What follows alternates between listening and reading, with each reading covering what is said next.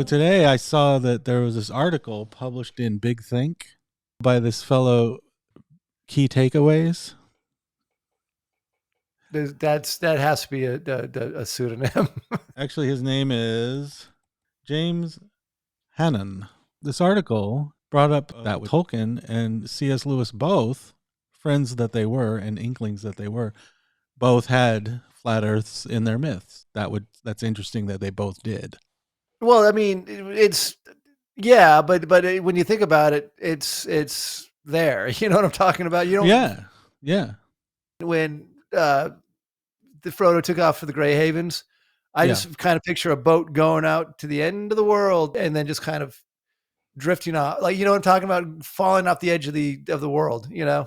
Right. Now, so for some listeners, I bet many listeners know exactly what we're talking about, but for those who don't, the idea is that in Tolkien's mythology, the way to get to heaven, and it's really strange, and there's actually a history behind this and why this is the case, but the way to get to heaven, aka Valinor or the Undying Lands, for Frodo is to sail west, not west on a round earth where you would go around the globe into the west, but straight west, so that you would go like off the globe and here's the globe, and you would go that way off into space where the heavenly realm exists, because the whole reality of Arda used to be flat, and then the gods, the Valar made it round as a punishment. So we won't get into that so much, but the idea is that if you go west, you're going like straight west and not around the globe west, you're going to quote unquote heaven or the Undying Lands, Valinor, blah blah blah. So I was just thinking, this idea of the flat earth and going west is the way to get to heaven, right? Right. Now, when you're going west on a round earth, you just keep going west and eventually you're in the east, right? So if we on our earth go west past California and the Pacific Ocean, we'll eventually get to like the far east because it meets. It's like horseshoe theory, right? Right, yeah. However, this is what always struck me as weird, because in Tolkien, in the Silmarillion and in its early myths, like, it's those who heeded the call to go west who kind of always got the extra powers. You know what I mean? Like the elves that went west to the light of Valinor and didn't stay in Middle Earth became the high elves. Yeah. And the cool elves. The elves of light or whatever. Right, and the dark elves were the elves that didn't do that.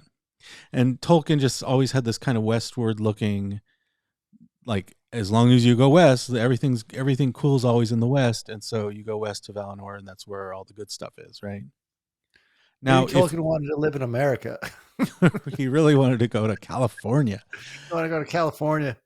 Right. So but yeah, I actually always made that connection. Like, Tolkien's writing this myth for England, and what is England's west? It's America. And, obviously historically English settlers went west. So according to Tolkien, America is Valinor. It's like heaven. I know. Hello, we're in heaven. We don't need to go to heaven. No, but somewhere. Yeah, no. But that's actually my point, because, okay, so let's say you're in Tolkienism, west equals better. Right. I mean, I know that sounds xenophobic or whatever, but it's just better. In Tolkien's world, that's just how it works.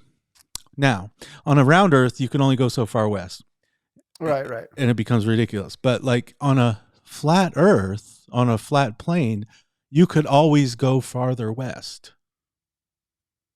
Yeah.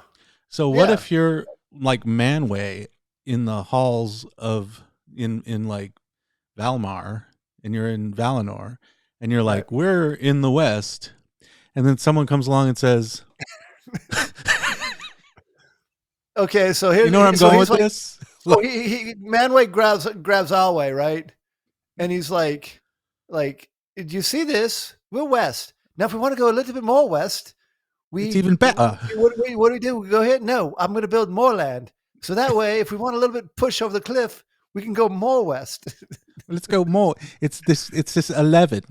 This West goes to 11. This West goes to 11. It's just that much more. It's just one better. one better, right? But I mean, anyway. I can imagine like the elves are like, well, this sucks, so let's go even farther west, and it's even better. Yeah, I get like the elves are a bunch of hipsters that are like, this isn't west enough for us. We got to go even more west. Yeah, this is like okay. Anyway, just a quick theory. I thought I'd run it by you. Okay. Sure. Here's the thing. I've actually got some ideas, right? Okay. Because, let's hear them. A flat Middle Earth, a flat Narnia, like puts it squarely. Like to me, it feels better. I don't know if that makes sense. Particularly Narnia, I think. Like, not so much Middle Earth, but Narnia for sure. You know, like with the lampposts, like Father Christmas and stuff like that. Mm-hmm. I felt that was kind of effective because it gave it like a otherworldly kind of feel, but like you put something very, very familiar. Right. It feels better. It feels more in a weird way. It feels more real. I don't know if that makes sense. Like, right. Actually, I actually disagree with this author. He says some things that I actually think are wrong. Okay. And it kind of goes along with what you're saying, because he says at the end, he's like, yet Tolkien came to regret this aspect of his mythos, which is the flat earth aspect. Right. On a lecture on fairy stories, Tolkien discussed the importance of a secondary belief and the rules that fantasy novels had to follow to achieve verisimilitude. He came to regard the flat earth as failing that test because it was astronomically absurd. Unfortunately, it was too late to change such an integral part of the story of the Silmarillion, which might be why he never completed it. I don't think that's has anything to do with why he never completed it. I think he integrated, like, it's astronomically absurd only by like the rules of physics that we are in our, like, you know, modern science-y worldview that we look at the universe through now. But think of how many things in Tolkien's mythos are astronomically absurd.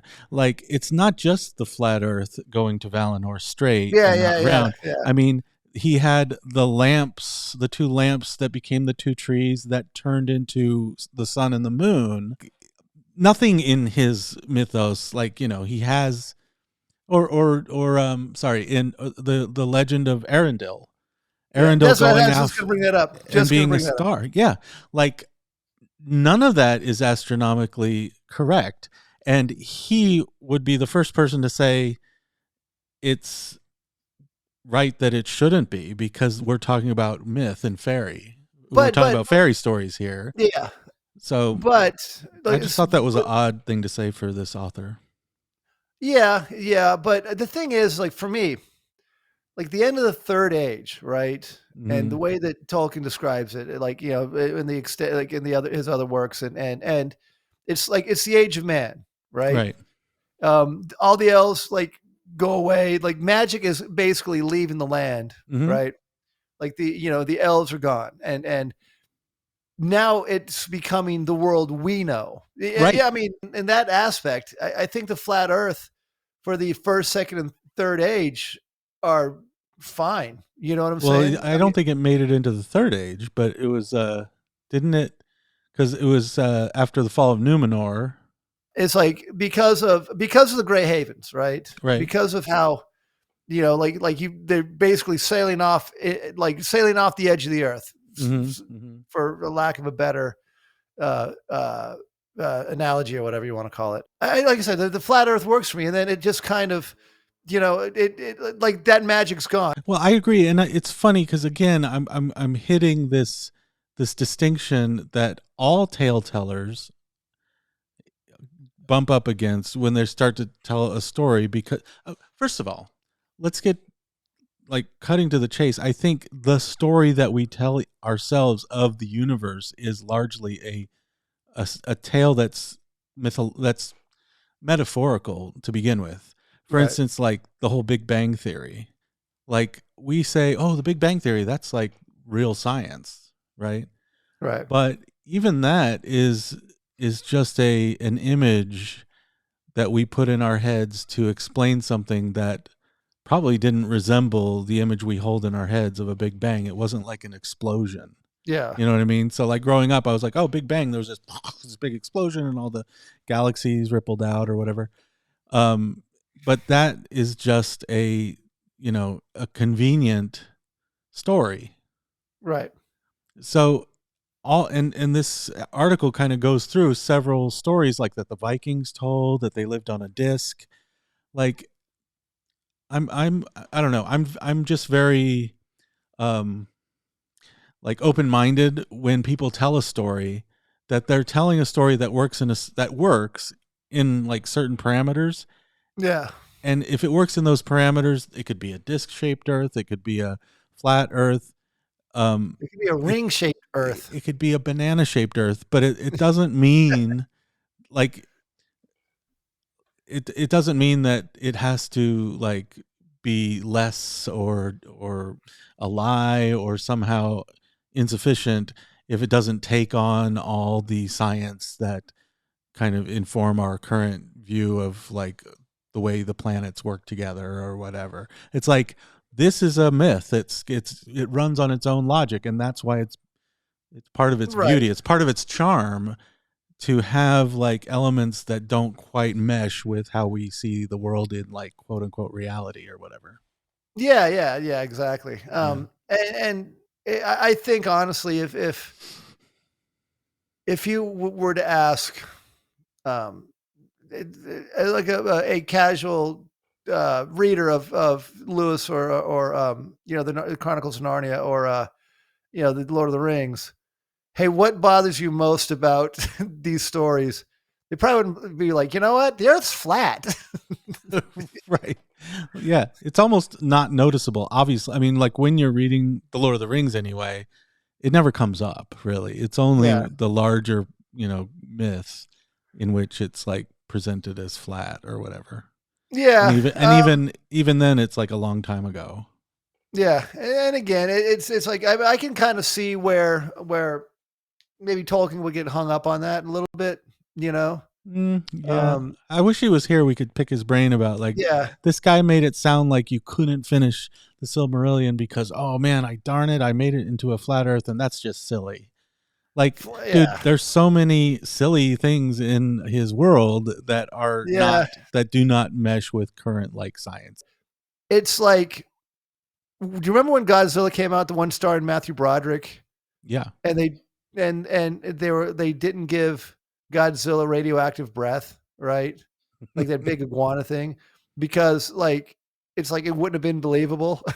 You know what I'm saying?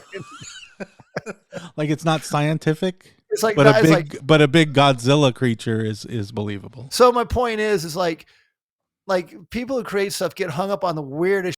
You know what I'm saying? Right. Like, I mean, is it they who get hung up, or is it the fans that get hung up on the weirdest shit? Like, oh, dude, I'm hung up on the fact that he didn't have radioactive breath. So, I mean, it's probably the fans. This author said one other thing that I kind of got hung up on. He actually, it printed twice. He must not have proofread this very well or something. Because C.S. Lewis reveled in including absurdities in his tales, such as a lamppost in Narnia and an appearance by Father Christmas. At the end, it repeats the same line.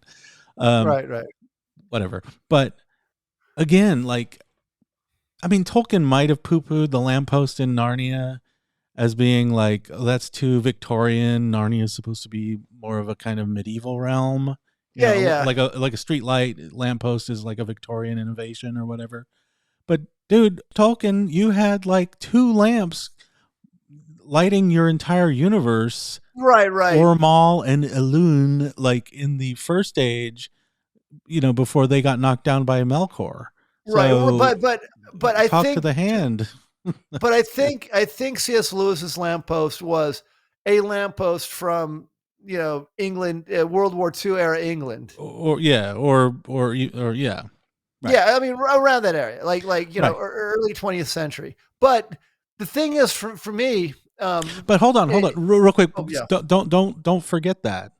But it's like, again, it gets back to the Godzilla breath thing, because how can you get hung up on the anachronistic appearance of a street lamp in a slightly more medieval feeling Narnia, and yet the idea that you get there by a wardrobe is okay. Yeah. Yeah, that's what I'm saying. It's like, It's where does weird. what constitutes like the magic that is acceptable to you or whatever? Yeah, It's that's what not I'm you trying to personally, figure out. but the person Mhm. who would call it problematic. So, but Yeah, no, Tolkien would be the first person to like say, you should be very open minded and accept a lot of things that wouldn't really seem believable in quote unquote our world. Anyway, go ahead. Sorry. but what I liked about the lamppost and the appearance of Father Christmas, because it's the appearance. Okay, the lamppost is like, this is something like it takes it out of whatever time frame uh, Mhm. that's supposed to be in, right, Narnia, Yeah. and completely like turns it on its head, and the fact that they lived for years in Narnia. And then when they found the wardrobe and they saw the street lamp at the end, like at the end of Lion the Witch and the Wardrobe, they went back in, and then all of a sudden it's like, oh, we're back in jolly old England. This is Right. at the same age. So to me, it always felt, and again, like in my mind, I always kind of was like, this is England, but it's England's overtaking Narnia. I don't know if that makes sense, but it's like it's like basically Narnia is being erased as England is being superimposed over it, but there's no time frame, so it'll be years and years and years in Narnia time. And Mm. again, this is just what I felt like when I was a kid. You know what I'm saying? Right. That Right. and the other thing is too is like he made it a point that with Father Christmas like showing up, right?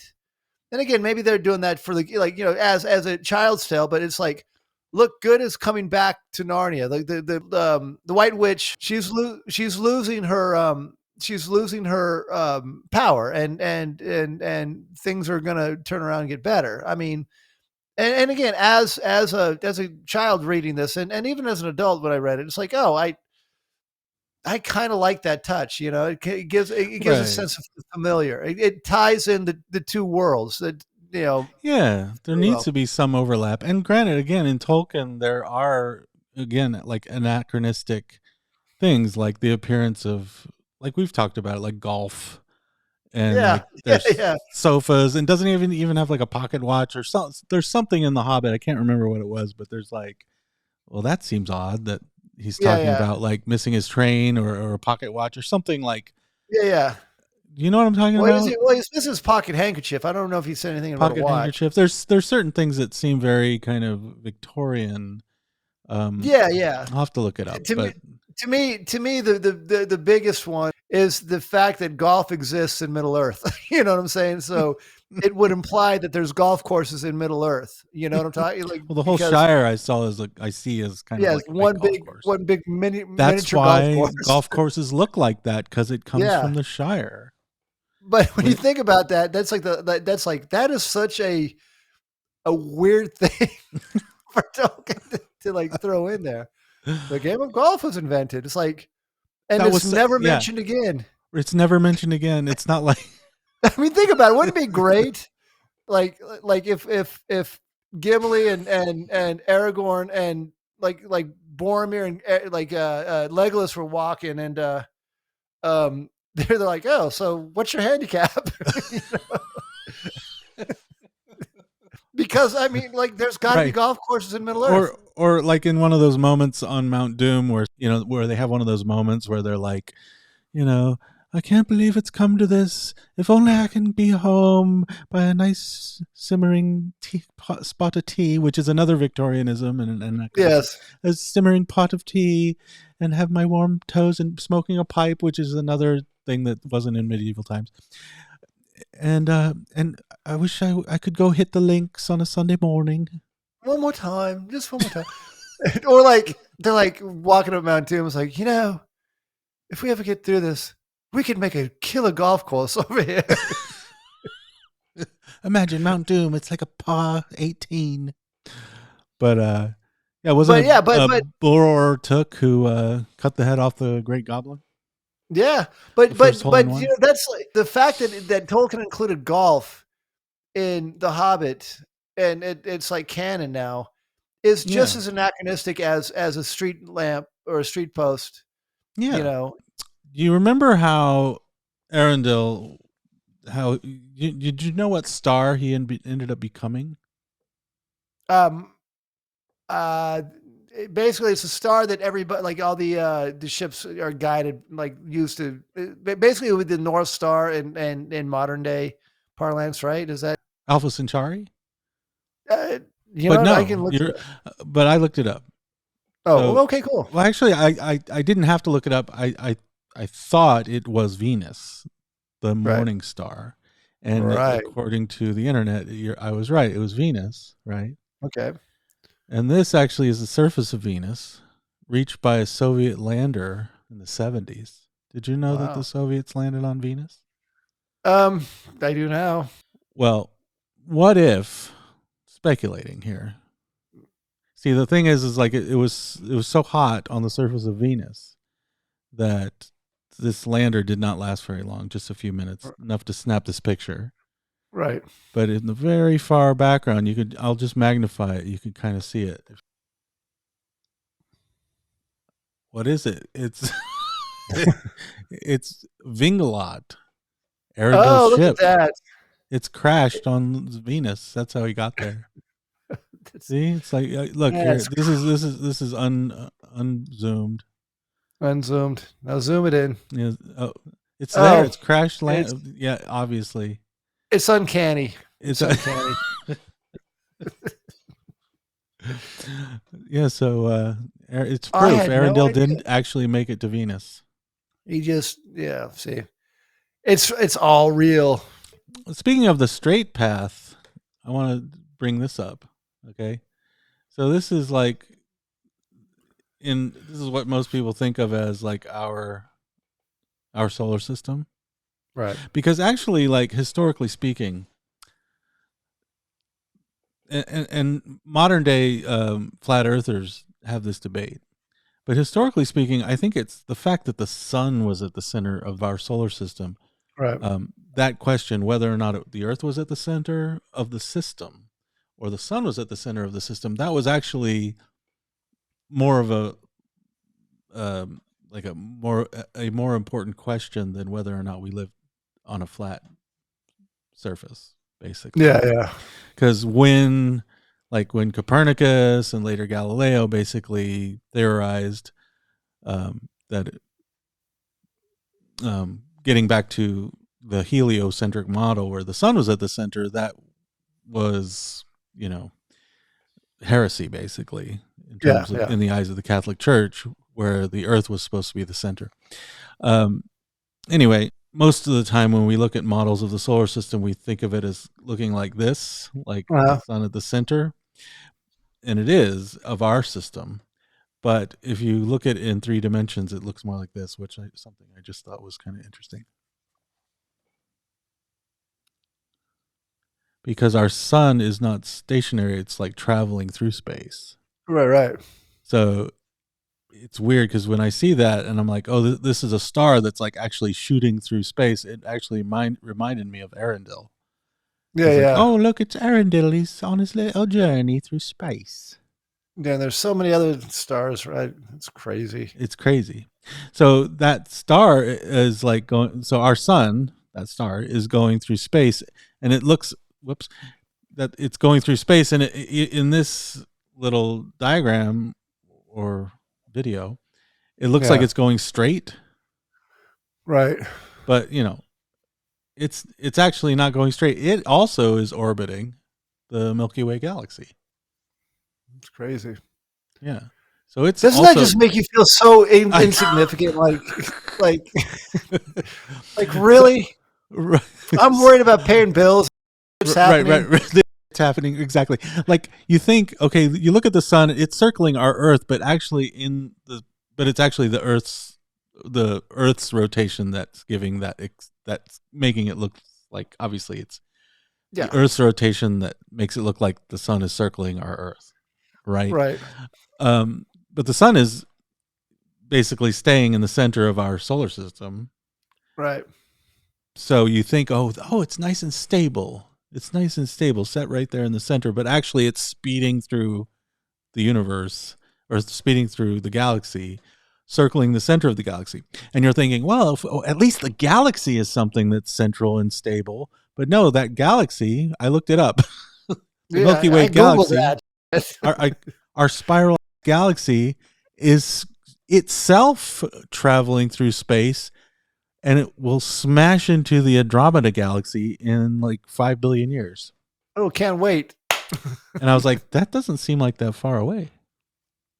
Yeah, and yeah, it's Can you believe? Nuts. Was it the Andromeda galaxy? I think it was the Andromeda galaxy that right. our galaxy is going to smash quick. into. What? We better start space traveling quick. Elon Musk needs to right get on the stick and start.